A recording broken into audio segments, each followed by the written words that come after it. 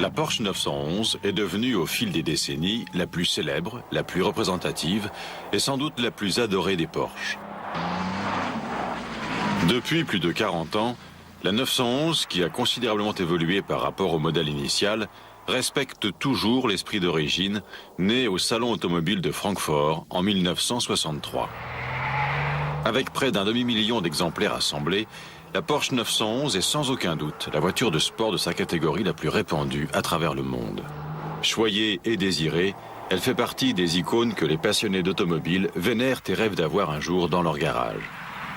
Quant à celles et ceux qui ont réalisé ce rêve, il n'est pas rare que plusieurs autres exemplaires viennent ensuite agrandir leur collection, basée autour de ce modèle fétiche.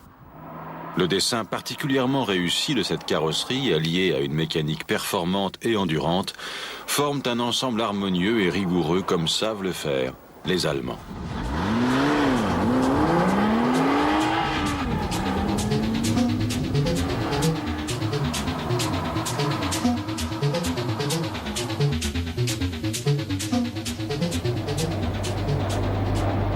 La naissance de la 911 correspond à l'évolution logique du petit constructeur qu'était encore la firme Porsche au début des années 1960.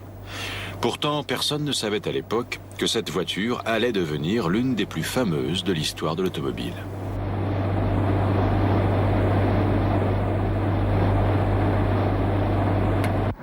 Dès la fin des années 1940, Porsche avait commencé à produire des petites voitures de sport en Autriche, où l'entreprise Porsche était installée provisoirement. Ferdinand Porsche et son fils Ferry savaient que l'aérodynamique permettait avec une motorisation modeste d'obtenir des vitesses de pointe surprenantes.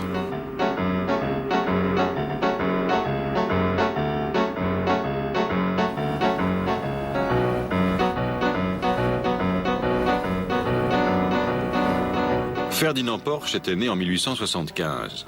Enfant, il avait connu les débuts de l'automobile et ce sujet l'avait tout de suite passionné. Il s'était rapidement fait connaître comme un formidable ingénieur. Dès 1898, il avait conçu cette voiture de la marque L'Honneur à 4 moteurs électriques, un dans chaque roue. Puis après avoir travaillé chez différents constructeurs, il fonda en 1930 son propre bureau d'études, rejoint dès 1931 par son propre fils Ferry, né en 1909. Il créa pour la marque Auto Union, qui se nommera plus tard Audi, de nombreuses voitures de course qui remportèrent plusieurs victoires dans les années 1930. Avec sa théorie du moteur placé à l'arrière, il développa la populaire Volkswagen et eut l'idée d'en dériver des petits coupés sportifs. C'est ainsi qu'est née après-guerre la première Porsche de série, la 356. Relayée par les personnalités de l'époque, la 356 allait se faire une place au soleil des années 1950, tout en conservant sa base fiable et éprouvée de Volkswagen, avec une carrosserie originale et particulièrement réussie. Une version de compétition nommée 550 allait même devenir célèbre malgré elle, car le jeune acteur américain James Dean se tuera à son volant. Mais dès la fin des années 1950, il fallait songer à l'avenir. C'est alors qu'a commencé l'étude de la future 911. Garant d'une certaine continuité, la 911 ne rompt pas avec le style de la 356. Elle l'affine dans un magistral dessin qui coïncide avec l'entrée de la 3e génération de la famille Porsche dans l'entreprise familiale en 1957, 6 ans après le décès du fondateur de cette dynastie. Nous nous trouvons ici dans le cœur historique de la société Porsche. En effet, c'est ici que M. Porsche, après avoir quitté Gmund en Autriche, installe sa première usine après la Deuxième Guerre mondiale. C'est donc ici qu'a été créée la deuxième Porsche 911. La pièce dans laquelle nous nous trouvons était dans les années 60 le bureau de design de Ferdinand Alexandre Porsche, surnommé Butzi par ses collègues.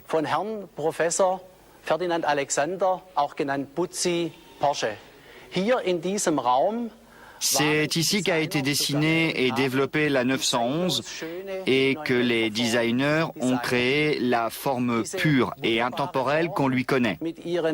Ce design qui allie des rondeurs élégantes à une silhouette si personnelle a traversé le temps jusqu'à nos jours. Nous l'avons conservé car il est vraiment indémodable. Dans ce même bâtiment, mais juste à côté, se trouvait l'atelier de carrosserie où l'on fabriquait les prototypes. C'est à cette époque qu'ont été assemblées les premières 911.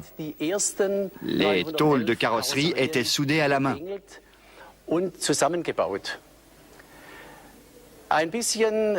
De l'autre côté de la cour se trouvait l'atelier des moteurs et transmissions.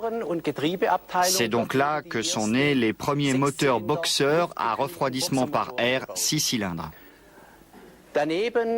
Juste à côté, l'atelier d'assemblage de la 911 qui alliait élégance, performance et même quand vous le désiriez, la sportivité d'une voiture de course.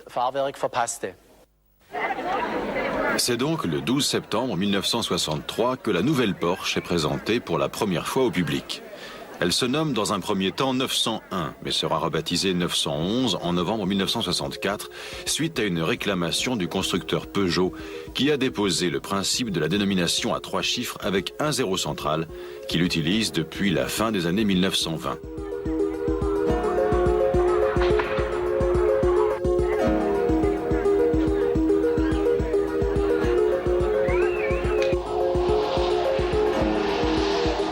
La 911 reprend le principe établi avec la 356 d'un coupé 2 places, avec 2 places d'appoint à l'arrière, mais avec des proportions un peu plus généreuses. La carrosserie, plus élancée que sa devancière, offre un style parfait, avec un empattement suffisant pour équilibrer la voiture et lui offrir une personnalité propre et pas seulement l'évolution d'un modèle antérieur. Là où les ingénieurs ont été priés d'être plus généreux, c'est pour le coffre à bagages, situé à l'avant. Sa contenance est nettement plus importante que sur la 356. Ferry Porsche, comme référence, avait demandé que tout l'équipement d'un golfeur puisse y prendre place.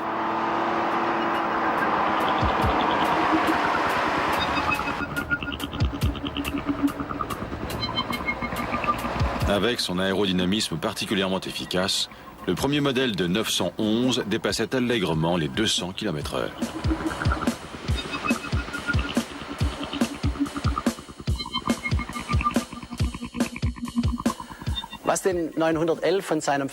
Il est temps à présent de nous pencher sur les caractéristiques techniques de la Porsche 911. Tout d'abord, la carrosserie est une carrosserie autoporteuse, ce qui signifie que le cadre et la carrosserie sont soudés ensemble. Le moteur est le 6 cylindres plat boxeur refroidi par air dont nous avons déjà parlé. Il est monté en position centrale arrière. La voiture est une propulsion avec des suspensions type McPherson à l'avant. Chaque roue a sa propre suspension et une direction séparée pour l'avant. Déjà, la première 911 était équipée de 4 freins à disque. Elle était bien à la pointe du progrès, si ce n'est même en avance sur son temps, grâce à son impressionnante tenue de route, particulièrement en virage. Tous ces éléments techniques ont été conservés depuis la création. Nous avons aussi gardé le boxeur refroidi par air en position arrière et la propulsion.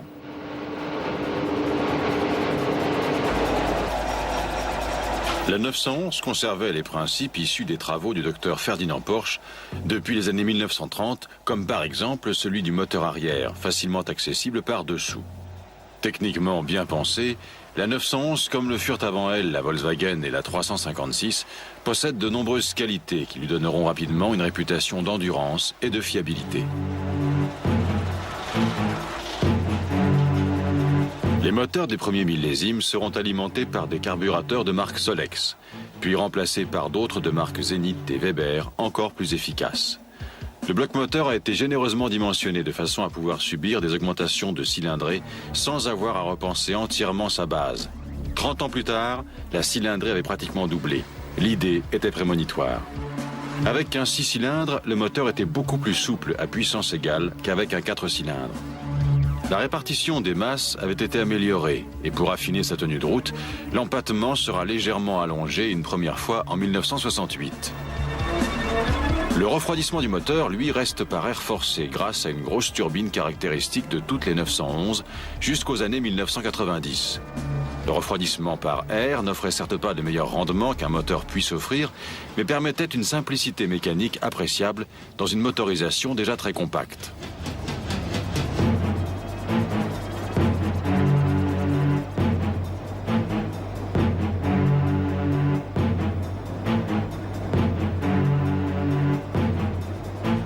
Avec 130 chevaux à un peu plus de 6000 tours minute, cette première génération de moteurs 6 cylindres est en alliage léger et possède un arbre à cames par rangée de cylindres.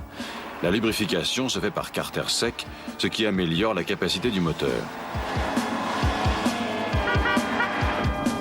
La boîte de vitesse est à 5 rapports, ce qui permet d'exploiter au mieux le régime moteur et d'avoir un rapport long pour les trajets autoroutiers à un régime acceptable. Mais déjà, il faut faire évoluer cette nouvelle Porsche.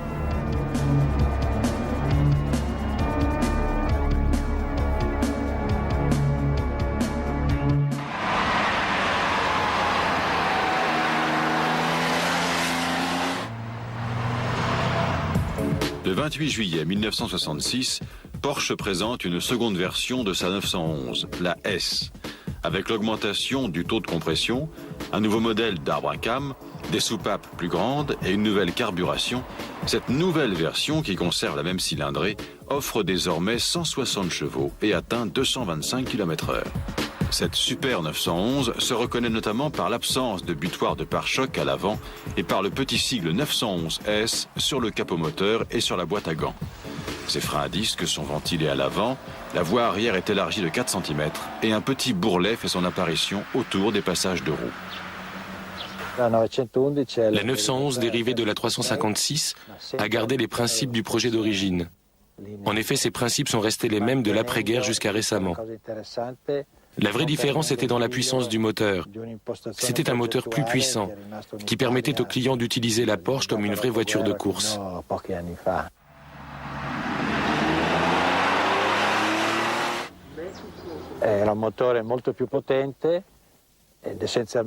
Elle a été améliorée sur certains points. Il y a eu une augmentation du poids dans la partie arrière de la voiture, derrière le pare-choc. Et quelques années plus tard, le changement d'empattement.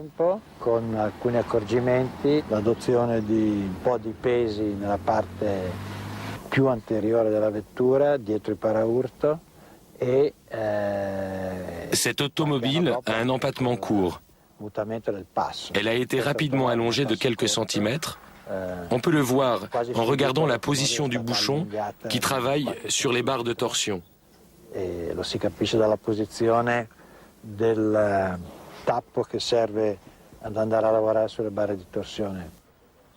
Questi sono carburatori Weber. Ceux-ci sont des carburateurs Weber. Ce sont 6 carburateurs, un pour chaque cylindre. Ce sont 6 carburateurs joints entre eux et qui remplaçaient les Solex.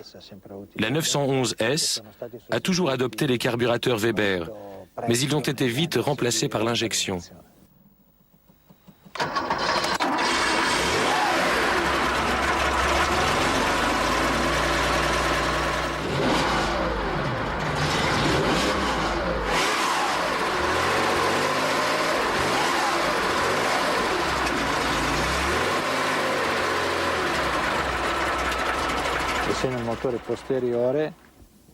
Il fallait trouver une méthode pour amener l'air au moteur qui, étant placé à l'arrière, n'en recevait pas naturellement.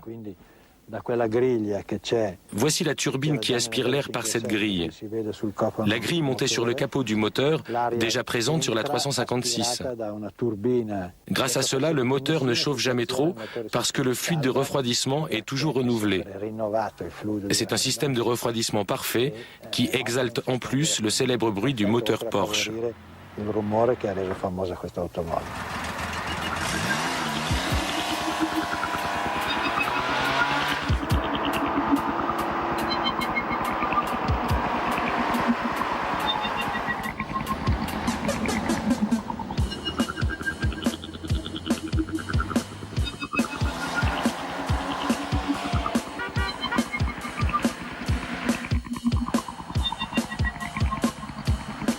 En fait, comme beaucoup de nouveaux modèles, les premiers millésimes ont essuyé les plâtres et la conduite s'avérait gênée par un manque de poids à l'avant, en particulier quand le réservoir d'essence était vide.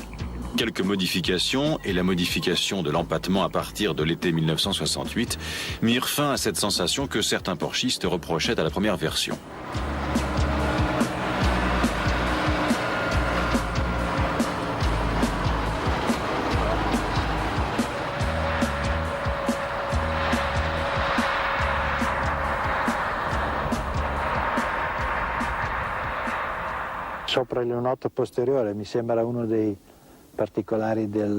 Au-dessus de la lunette arrière, c'est une des caractéristiques les plus belles de cette voiture. Il y a une série de fentes qui font passer l'air dans l'habitacle séparément du chauffage.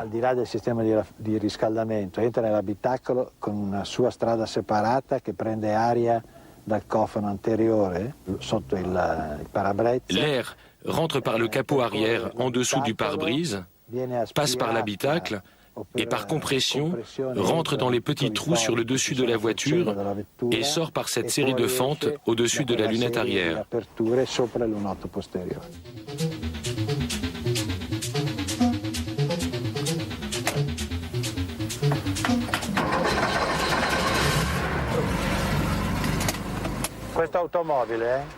Le moteur de cette voiture a un carter d'huile. Quand le moteur est au minimum de tours, l'indicateur d'huile signale qu'il y en a assez, mais que l'huile est encore dans le carter. Quand on accélère, l'huile passe dans le moteur et l'indicateur signale que l'huile est passée dans le moteur.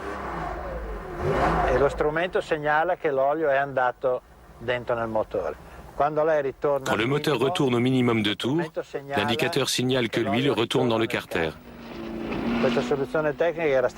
Cette solution technique avait été choisie car lors des courses, les forces latérales auraient pu, dans un moteur normal, envoyer l'huile d'un côté et de l'autre et limiter ainsi le remous de la pompe et la lubrification du moteur.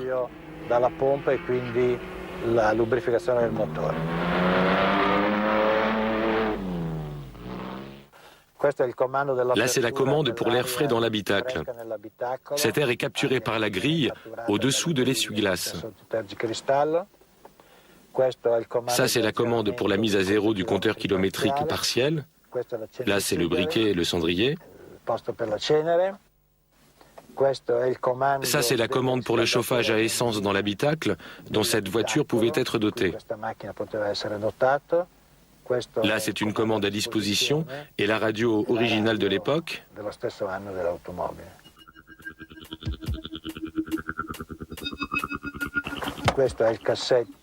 Ici, c'est une boîte à gants avec des élastiques. Comme dans toutes les Porsche, elle servait à garder papier et crayon pour noter des choses.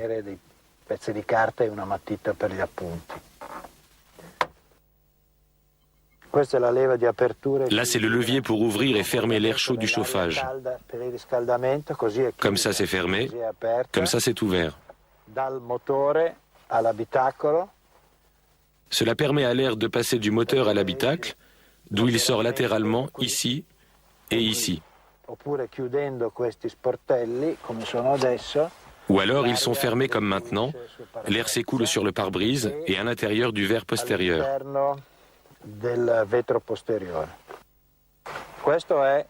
Ça, c'est le manomètre de pression original des 356 et des premières 911.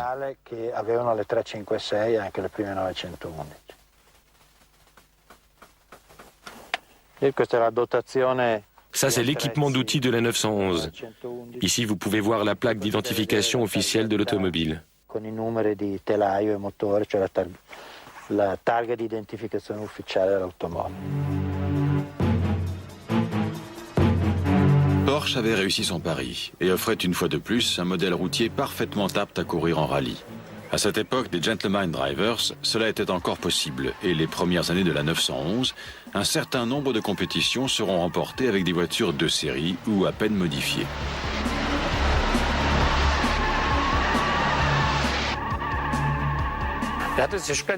Conduire une Porsche est très simple. Nous fabriquons nos voitures de manière à ce que chaque conducteur puisse la conduire. C'est important pour nous. Vous n'avez pas besoin de connaissances particulières ni d'un savoir-faire pour conduire une voiture de sport. Nous construisons nos voitures pour le plaisir de conduire, que vous soyez un homme, une femme, jeune ou moins jeune. Si vous souhaitez une conduite plus sportive, je vous conseille de vous inscrire à un stage de pilotage, de préférence chez Porsche. Mais normalement, ça se passe comme ça. Vous vous installez, vous roulez, et vous vous rendez compte que vous êtes fasciné par la voiture. Pas besoin de connaissances particulières. Juste qu'il faut garder en tête que la voiture est très puissante. Elle est conçue et fabriquée pour ne jamais être dangereuse, comme toutes les voitures de tous les jours. Elle est fascinante parce qu'elle est rapide et a une forte réserve de puissance. Pour nous, ça fait partie de la sécurité, car on sait bien que sur la route, on a besoin d'accélérer à tout moment. La 911 va connaître une carrière surprenante, notamment à l'exportation, et pulvériser toutes les prévisions de durée de vie et de vente. C'est un cas unique dans l'histoire de l'automobile. La 911 est assurément la Porsche par excellence. C'est elle qui incarne le mieux l'esprit de la marque.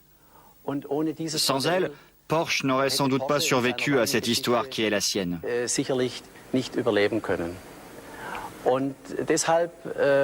C'est pourquoi nous voulons conserver le plus longtemps possible et continuer à développer cette architecture et cette idée de la voiture de sport qui est la nôtre, de manière à toujours offrir une nouvelle 911 qui ressuscite le mythe.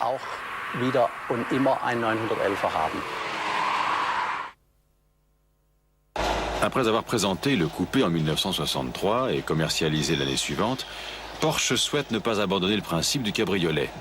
Mais le renforcement des normes d'homologation, notamment aux États-Unis, où Porsche exporte 50% de sa production, va aboutir à une carrosserie originale, la Targa.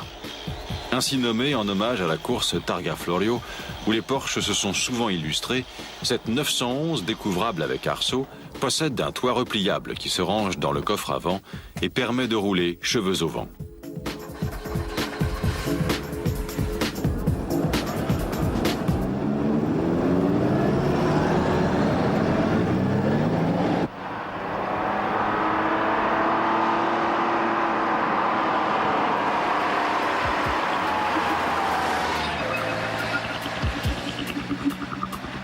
À partir de l'automne 1969, la cylindrée de la 911 et la puissance des moteurs vont être augmentées régulièrement. La conception de la voiture va permettre de la faire évoluer considérablement sans en modifier la base pendant plus de 30 ans. C'est un cas unique pour une voiture de cette catégorie. Vendue aux quatre coins du monde, elle va créer l'engouement et devenir un véritable mythe automobile, ce dont rêve tout constructeur. Elle va rencontrer un grand succès commercial pour une voiture de sport qui n'est pas à la portée de tout le monde et plus de 80 000 exemplaires seront assemblés avant même qu'elle souffle ses 10 premières bougies.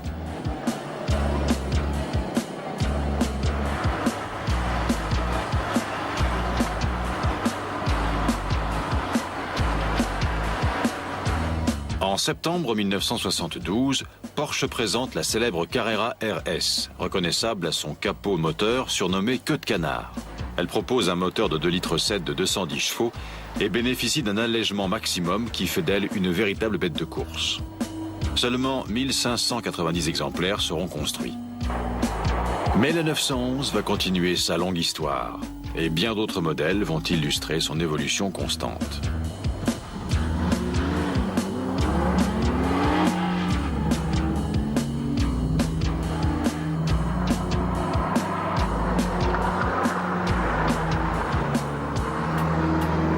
La cylindrée passe ensuite à 3 litres et la SC puis la Carrera vont devenir les modèles d'une fiabilité extraordinaire. En mars 1982, un cabriolet sans arceau entre dans la gamme. La proposition se compose désormais de 3 types de carrosserie. Le coupé, le cabriolet et la version intermédiaire, la Targa. Techniquement, la 911 a également su évoluer. Allumage électronique, moteur turbo, ABS ou coussin gonflable sont autant de progrès dont les propriétaires de 911 seront parmi les premiers à bénéficier. La 993, présentée le 9 novembre 1993, c'est-à-dire le 9e jour du 11e mois, marque une étape importante dans l'évolution de la 911. Pour fêter dignement les 30 ans de la voiture, ce modèle est restylé, mais toujours fidèle au moteur refroidi par air, il renouvelle néanmoins de façon importante l'aspect et l'équipement de la 911. Comme cela était le cas depuis la fin des années 1980, sur la précédente version, la transmission intégrale Carrera 4 reste disponible.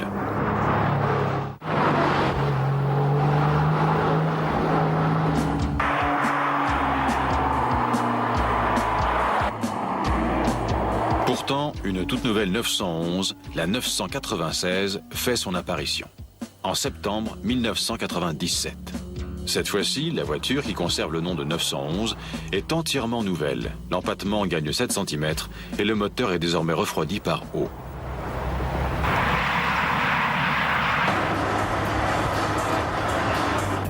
L'histoire de la 911 n'est donc pas prête de s'arrêter. Celle qui a survécu au modèle censé la remplacer est devenue une véritable voiture culte, une icône de la seconde moitié du XXe siècle qui a fait une entrée remarquée dans le XXIe.